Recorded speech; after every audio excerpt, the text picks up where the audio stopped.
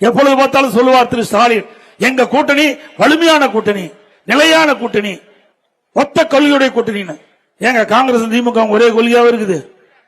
திமுகவும் கம்யூனிஸ்ட் ஒரே கொள்கையா? திமுகவும் விடுதலை சிறுத்தையும் ஒரே கொள்கையா? எல்லாம் வெவ்வேறு கொள்கை தானே. சரி, ஒத்த கொள்கையா இருந்தா ஏன் அங்க போய் பாண்டிச்சேரியில மாறி மாறி நிக்கிறீங்க? பக்கத்து மாநிலம் பாண்டிச்சேரி, காங்கிரஸ் திமுக ஒன்னா நிக்குது, கம்யூனிஸ்ட் எடுத்து போட்டிடுது. கேரளாவில் காங்கிரஸும் கம்யூனிஸ்ட் எடுத்து போட்டிடுது. அப்ப எங்க கொள்கை இருக்குது? இதெல்லாம் நாட்டு மக்களை ஏமாற்றுகின்ற மிகப்பெரிய நாடகம். இன்னும் மக்கள் ஏமாற மாட்டாங்க ஸ்டாலின் அவர்களே. இந்த கொள்கை கூட்டணி எல்லாம் கிடையாது. இனி அண்ணா திமுக மக்கள் கூட்டணியாக இருந்து கொண்டிருக்கின்றது. இந்த கூட்டணி கட்சிக்காரெல்லாம் விழிச்சுக்கிட்டாங்க. இப்போ ஏற்கனவே 10 வருஷம் திமுக ஆட்சி தாங்கி பிடிச்சிட்டு இருந்தாங்க. எவ்வளவு பிரச்சனை வந்தாலும் அந்த பிரச்சனைக்கு குரல் கொடுப்பதே இல்லை. மக்களுடைய பிரச்சனைக்கு குரல் கொடுப்பதே இல்லை.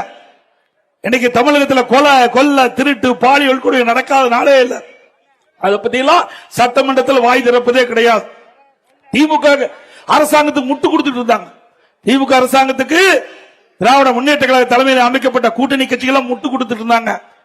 போன தேர்தலில் 2021 சட்டமன்ற தேர்தலில் அவர்களுக்கு வழங்கப்பட்ட இடத்தை விட இப்பொழுது குறைச்சு கொடுத்திருக்கிறாங்க. அதை புரிஞ்சுக்கிட்டாங்க.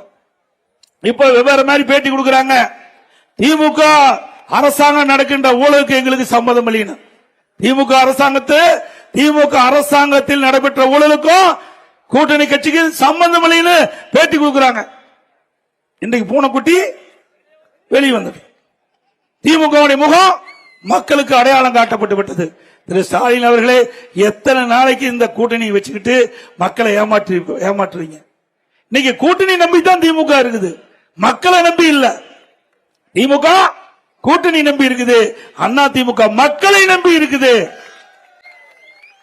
நிறைய கூட்டணி சேர்ந்தா ஓட்டு போட்டுருவாங்க. ஏன்னா மக்கள் அவ்வளவு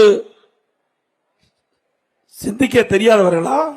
தமிழ்நாட்டு மக்கள் அறிவுபூர்வமான மக்கள், சிந்தித்து செயலாற்றக்கூடிய மக்கள்.